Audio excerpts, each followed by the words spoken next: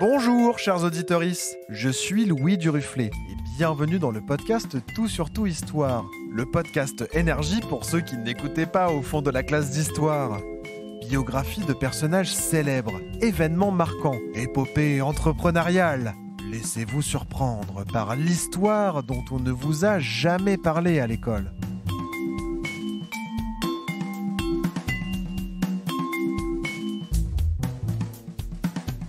Si je vous parle de femmes puissantes, qui volent la nuit dans un costume noir et surtout sans faire de bruit.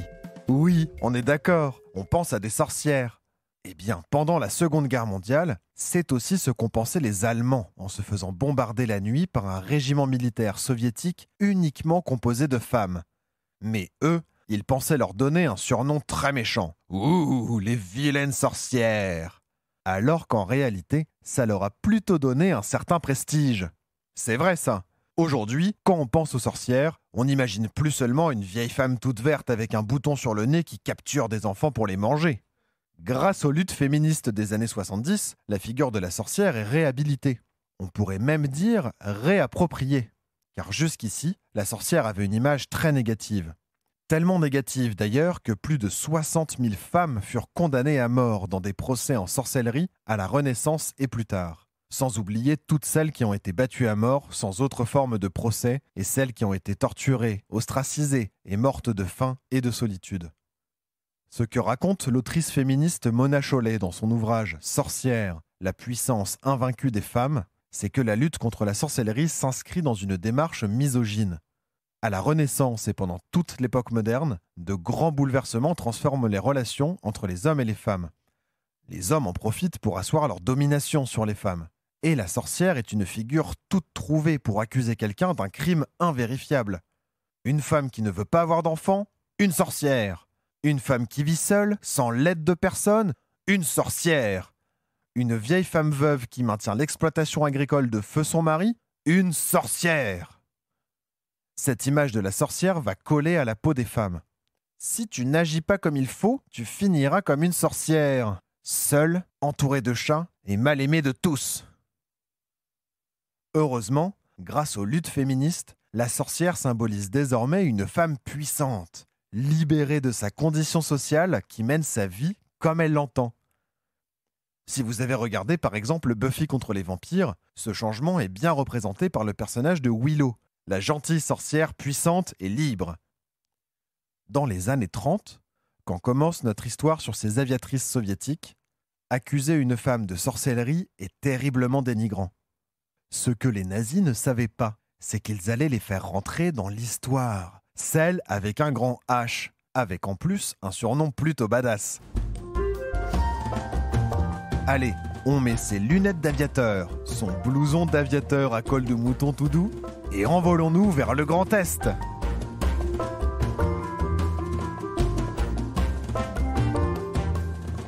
Un peu d'histoire d'abord. Pendant la Première Guerre mondiale, la Russie était dirigée par un tsar, Nicolas II. Tsar, ça veut dire César en russe, comme le presque empereur romain. En gros, on n'était pas tellement en démocratie, c'est ça qu'il faut comprendre.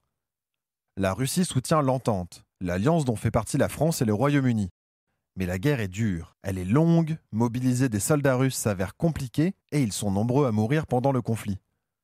Le rythme des usines est de plus en plus soutenu et il y a de moins en moins de monde pour travailler dans les champs. En février 1917, la révolution éclate en Russie et renverse le tsar Nicolas II. Quelques mois plus tard, en novembre, éclate la révolution d'octobre. Oui, c'est en octobre en Russie, mais en novembre dans le reste du monde. C'est comme ça et puis c'est tout. En fait, les Russes étaient restés au calendrier julien, qui ne prend pas en compte les années bissextiles. Et tous les 4 ans, ils se décalaient donc d'un jour avec le soleil. Et au bout d'un moment, ça créait un mois de décalage. Bref, la révolution éclate et la guerre civile fait rage. Comme après la Révolution française, on en a parlé dans l'épisode sur les stéthoscopes, tous les pays étrangers veulent que ça revienne comme avant. Imaginez, vous êtes un roi et dans les pays voisins, ils font la révolution. Il ne faudrait quand même pas penser que c'est une situation qui puisse durer.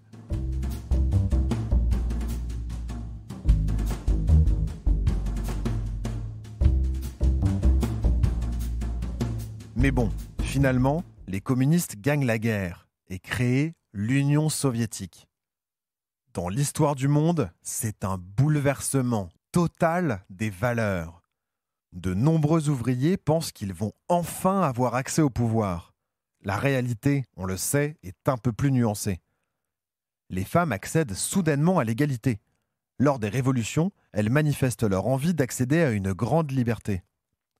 Dès 1917, les femmes ont le droit de voter et d'être élues. Elles ont le droit au divorce, un salaire égal à celui des hommes, à des congés maternité, à l'éducation, et elles obtiennent le droit à l'avortement en 1920. Il n'y a plus de métiers réservés aux hommes et aux femmes. On voit des femmes aller au fond des mines, travailler dans les usines, conduire des engins de chantier. Ça n'a l'air de rien, mais à l'époque, c'est une transformation totale de la condition des femmes. En France, par exemple, le droit de vote n'a été obtenu qu'en 1944 et la dépénalisation de l'avortement en 1975, soit respectivement 27 et 50 ans après l'Union soviétique. Bon, l'URSS, ça a l'air idyllique dit comme ça, mais le vent va vite tourner. En 1927, Staline devient le dirigeant suprême de l'Union soviétique. Rapidement, il revient en arrière sur certains droits des femmes.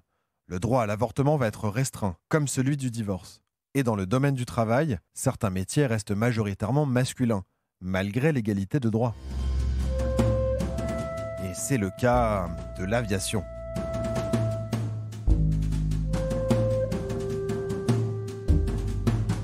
L'avion, il naît véritablement au tout début du XXe siècle. De nombreux savants et personnages mythologiques avaient essayé d'imiter les oiseaux, mais sans grand succès. On se souvient tous d'Icare qui s'est fabriqué des ailes en cire. Extasié par le fait de voler, il s'approche trop près du soleil et fait fondre ses ailes avant de tomber dans la mer et d'y mourir. En 1900, les frères Orville et Wilbur Wright effectuent leur premier vol avec un avion motorisé. Jusqu'à la Première Guerre mondiale, les modèles se perfectionnent et on s'amuse à effectuer des petits parcours comme la traversée de la Manche. Ça a un impact considérable sur notre perception du monde. Le Daily Mail, un journal britannique, titre ce jour « L'Angleterre n'est plus une île ». Quand même! Pendant tout le début du siècle, cette nouvelle technologie de pointe va être exploitée au maximum. Et quand la guerre éclate, un nouveau champ de bataille apparaît, dans les airs. Certains pilotes deviennent célèbres.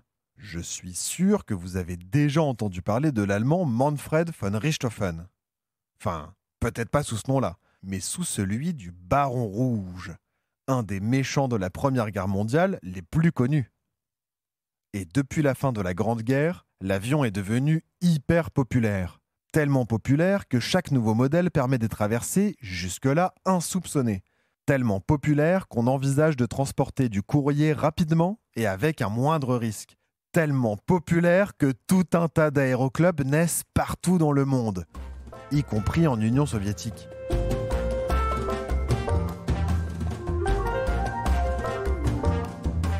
Pendant les années 30, il y a environ 150 clubs d'aviation. Et un quart de leurs membres sont des femmes. Et parmi ces femmes aviatrices, il y a Marina Raskova. Marina Raskova est née le 28 mars 1912 à Moscou, sous une Russie encore tsariste. Ce qu'elle voulait faire petite, elle, c'était de la musique. Normal. Son père est chanteur d'opéra et sa mère professeure de chant. Elle commence dès toute petite les cours de chant avec sa mère. Mais en 1919, son père meurt tragiquement dans un accident de la route. Déboussolée, elle laisse de côté la musique. Et au moment de faire des études supérieures, elle choisit la chimie. En 1929, elle se fait embaucher comme chimiste dans une usine de colorants. Mais elle va aussi développer un amour incommensurable pour l'aviation. En 1934, elle passe son diplôme d'aviatrice, puis celui de pilote. En 1938, elle établit le record féminin de vol longue distance entre Moscou et Komsomolsk sur l'Amour. Sous ce petit nom charmant se trouve une des villes les plus à l'est de l'Union soviétique, alors que Moscou, c'est plutôt à l'ouest. Et que l'Union soviétique, à l'époque, c'est le plus grand pays du monde. En termes de taille, ne me faites pas dire ce que j'ai pas dit.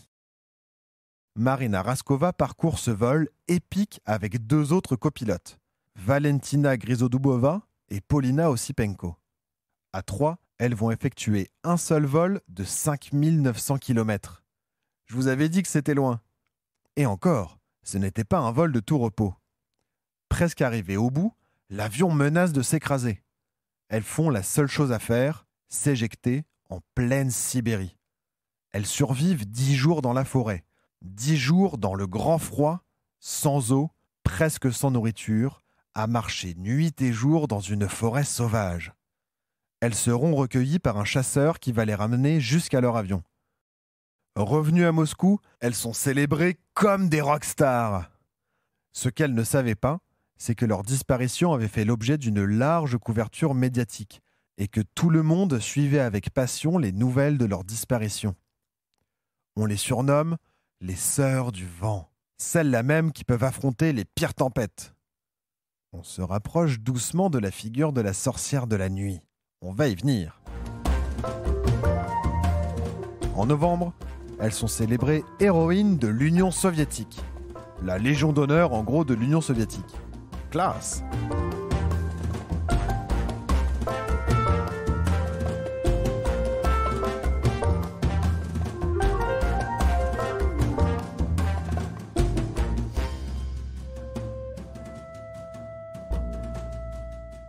L'année suivante, l'Allemagne annexe la Pologne et la Seconde Guerre mondiale commence. Au début, sans hostilité avec l'Union soviétique. Hitler et Staline avaient signé un pacte de non-agression. Mais en 1941, Hitler rompt le pacte et envoie l'armée nazie envahir l'Union soviétique. Partout dans le pays, les pilotes d'avion se sont portés volontaires pour venir au secours de la mère patrie. Tous les pilotes d'avion, que ce soit des hommes ou des femmes.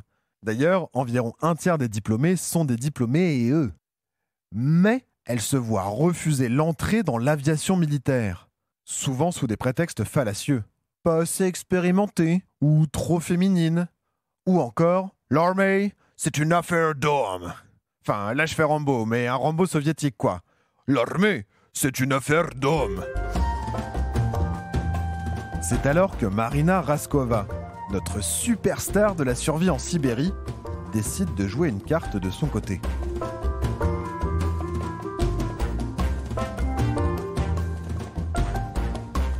Elle va voir Staline pour plaider la cause des femmes dans l'armée. Avec son accord, elle lance un appel aux femmes pour qu'elles se portent volontaires. Toute femme intéressée pour défendre son pays, qu'elle soit pilote d'avion, mécano ou sachant effectuer un travail manuel, est la bienvenue. Il n'y aura pas moins de 2000 bénévoles qui lui écrivent des lettres pour intégrer les régiments féminins qu'elle souhaite mettre en place. Marina fait un premier tri. En même temps, si vous avez déjà recruté quelqu'un, ne serait-ce qu'un stagiaire ou une volontaire en service civique, vous savez qu'il faut faire ce premier tri. Elle reçoit en entretien toutes celles qui sont passées au travers de ce premier écrémage. Des centaines de femmes affluent depuis le fin fond de la Sibérie jusqu'à Moscou, puis à Engels, à 700 km au sud-est. Je rappelle, ça fait plus de 6000 km pour certaines. Genre 6 fois l'île Marseille et 100 TGV. Chaque femme vient avec tous les effets personnels qui leur sont chers. En même temps, elles viennent ici pour se battre et peut-être mourir. Larissa Rosanova a seulement 18 ans quand elle se présente à l'aérodrome d'Engels, au sud de Moscou, où se passent les entretiens. Avant de partir, elle emballe précieusement sa poupée préférée. Sa poupée la suit partout depuis qu'elle est toute petite. Sa mère s'en aperçoit et lui dit « Mais ma chérie, tu es une grande fille maintenant. Tu peux pas emporter ta poupée. C'est la guerre. » Larissa Rosanova ravale ses larmes. Et moi aussi. Et elle sera une des premières à être recrutée.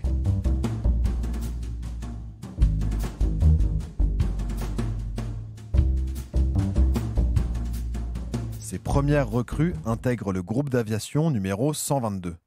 Rapidement, le nombre de femmes formées explose et on se retrouve avec 3 régiments différents. Le 586e régiment de bombardement de nuit, le 587e régiment de bombardement de nuit, et oui, c'est ça, le 588e régiment de bombardement de nuit. Originalité, quand tu nous tiens. Chaque régiment est composé d'environ 400 femmes, âgées de 17 à 26 ans. Bon, moi, j'ai dépassé cet âge depuis un moment, mais je ne m'imagine pas une seule seconde à leur place. C'est la première opération militaire d'ampleur en Union soviétique qui implique autant de femmes. Et bien sûr, rien n'est adapté. Dans l'aérodrome, aucune caserne pour femmes. Elles se retrouvent à dormir serrées les unes contre les autres dans une école du coin. Et les costumes qu'on leur donne sont beaucoup trop grands pour elles. Alors le soir, après les entraînements, elles passent leur temps à coudre pour les adapter à leur morphologie. Et pour les bottes trop grandes, facile, du papier journal au niveau des orteils. C'est comme qu'on achète une paire de chaussures et qu'on oublie de retirer la boule de papier au fond de la chaussure. Et oui, ça m'est arrivé, et ça va, hein, ça arrive à tout le monde. Leur entraînement est sévère. 14 heures par jour, sans pause, pendant 6 mois. Une prépa maths en pire. Chaque régiment a sa spécialité. Le 586e pilote des Yakovlev Yak-1, des avions de chasse extrêmement maniables. Le 587e se retrouve avec des Polikarpov PE2, des bombardiers blindés avec une mitrailleuse intégrée. Et le 588e pilotera des Polikarpov PO2. Attention, hein, pas le Polikarpov PE2 du 587e régiment, mais les Polikarpov PO2. Un avion léger, conçu en bois et en toile. Et oui, vous avez bien entendu, en bois et en tissu. Un peu l'image d'Épinal des premiers avions, avec une paire d'ailes sous l'avion et une paire d'ailes au-dessus de l'avion. Cet avion a l'avantage d'être léger, et donc discret. Et en plus, l'armée les a dotés de porte-bombes.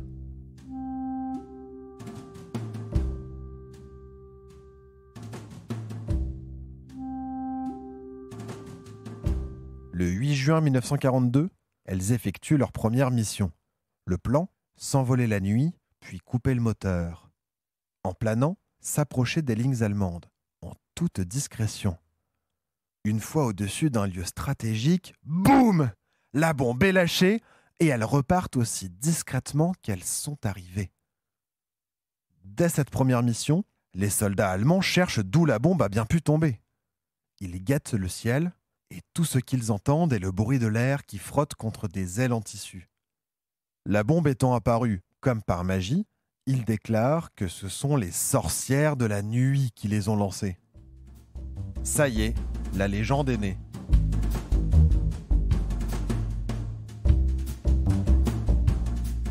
Rapidement, leur réputation prend de l'ampleur. Chaque nuit, elles filent vers les cibles allemandes, puis reviennent à la base pour une recharge en carburant et en bombes. Et ensuite, c'est reparti. Une sorcière de la nuit, on va les appeler comme ça maintenant, décolle pour un bombardement toutes les 3 minutes du coucher au lever du soleil. L'objectif est, bien sûr, de détruire des cargaisons allemandes. Mais elles poursuivent un objectif secondaire, pas moins important, empêcher l'ennemi de dormir. Chaque fois qu'un Allemand entend au loin un moteur d'avion se couper, il sait qu'il va devoir rester éveillé toute la nuit, en état d'alerte. Et c'est une méthode très efficace. On raconte qu'elles étaient tellement détestées que dès qu'un Allemand descendait un avion de nos sorcières bien-aimées, il était récompensé par la Croix de Fer, une importante récompense militaire. Attention tout de même, c'est plutôt une légende urbaine qu'un fait historique, mais ça donne une idée de la terreur que les sorcières de la nuit inspirent. En 1943, elles intègrent le 46e régiment de bombardiers de nuit, une sacrée promotion.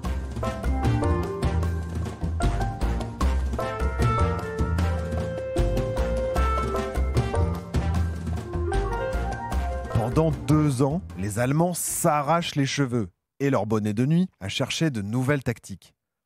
D'abord, ils essayent avec des fusées éclairantes, mais il suffit de s'en éloigner pour ne pas être repéré. Ensuite, ils tentent avec des projecteurs, mais souvenez-vous, elles sont d'habiles pilotes, rompues à l'exercice de vol. Facile pour elles de se cacher. Le 31 juillet 1943, les Allemands tentent un dernier coup. Les balles traçantes. Ce sont des balles de mitrailleuses qui sont enflammées, afin de suivre à l'œil nu la balle, d'éclairer autour d'elles et éventuellement de pouvoir corriger le tir. Elles auraient pu s'en sortir si c'était de simples balles. Trouer une aile en tissu, ça nuit au vol, mais l'avion reste dans l'air. Mais qu'est-ce qui se passe quand on envoie une balle enflammée sur du tissu ? Il prend feu. Et souvenez-vous, les Polikarpov PO2 sont tout légers. Avec l'air chaud, ils prennent de l'altitude et il n'y a plus qu'à sauter de l'avion. Mais manque de moyens, on ne leur avait pas attribué de parachute. Je vous laisse imaginer l'horreur qu'elle traversait dans ces situations. Ce jour-là, Larissa Rosanova faisait partie des pilotes en mission. Mais si, celle qui voulait venir avec sa poupée à l'armée. Dès que les premiers avions sont touchés par des balles traçantes, elle comprend le destin qui l'attend si elle reçoit ne serait-ce qu'une seule balle. Elle décide alors de voler le plus bas possible pour ne pas se faire repérer. Elle descend, jusqu'à arriver à 30 mètres au-dessus du sol. 30 mètres, c'est un immeuble de 8 étages. C'est long à grimper quand il n'y a pas d'ascenseur, c'est vrai. Mais en avion, un faux mouvement et vous vous retrouvez direct au sol. Elle vole si bas qu'elle a peur que les ennemis l'entendent. Alors elle murmure les ordres de lâcher la bombe à sa navigatrice. L'explosion a projeté son avion dans les airs. Mais elles ont repris le contrôle et sont revenues saines et sauves. 8 de leurs camarades perdent la vie ce soir-là.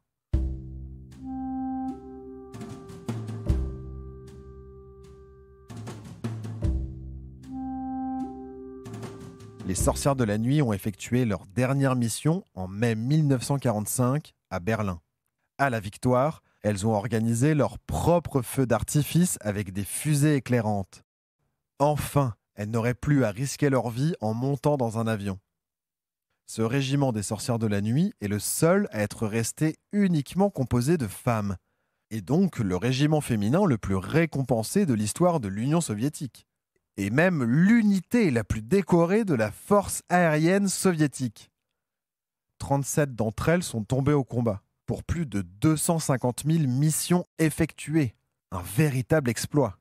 N'oublions pas que l'Union soviétique a payé le plus lourd tribut de la guerre, en comptabilisant presque la moitié du nombre total des morts, soit 27 millions de personnes. Pour donner un ordre d'idée, c'est l'équivalent de la population totale de l'Australie. Alors, un régiment militaire qui maintient ses soldats en vie, oui, on peut le dire, c'est un exploit. C'est maintenant l'heure de notre petit résumé. L'Union soviétique était un pays progressiste pour les droits des femmes, tout du moins à ses débuts. Officiellement, toutes les activités sont accessibles aux hommes comme aux femmes, qu'il s'agisse des métiers ou des passe-temps. Marina Raskova est une jeune chimiste passionnée de pilotage. Assez jeune, elle passe son diplôme et entreprend d'effectuer la traversée qui va de Moscou à Komsomolsk-sur-Amour. Ça représente 5900 km de pilotage. Exploit qu'elle remporte non sans mal. Son avion s'écrase dans la forêt sibérienne avec ses 2 coéquipières. Et elles survivent 10 jours dans des conditions terrifiantes. À leur retour, elles sont acclamées par tout le pays. Quand l'Union soviétique prend part à la Seconde Guerre mondiale en 1941, les régiments de l'armée de l'air sont uniquement composés d'hommes. Marina Raskova va plaider la cause des femmes auprès de Staline, qui ordonne la création de 3 régiments féminins. Le 3e de ces régiments, le 588e, sera chargé de voler en ayant le moteur coupé pour lâcher des bombes sur l'ennemi allemand. C'est tellement efficace et les aviatrices sont tellement discrètes que les Allemands les surnomment les sorcières de la nuit. Chaque pilote effectuera plus de 1000 missions chacune, devenant ainsi le régiment de l'armée de l'air le plus décoré. D'ailleurs, leur âpreté au combat venait du désir de gagner la guerre, certes. Mais certaines pilotes ont raconté plus tard qu'elles avaient une autre motivation, pas moins importante. En prenant part au conflit, elles voulaient prouver aux hommes qu'elles pouvaient être leur égales, y compris dans l'armée. Et moi, je trouve qu'elles ont même fait mieux. Elles ont prouvé qu'elles pouvaient être meilleures que les hommes. Merci d'avoir suivi assidûment cet épisode sur les sorcières de la nuit.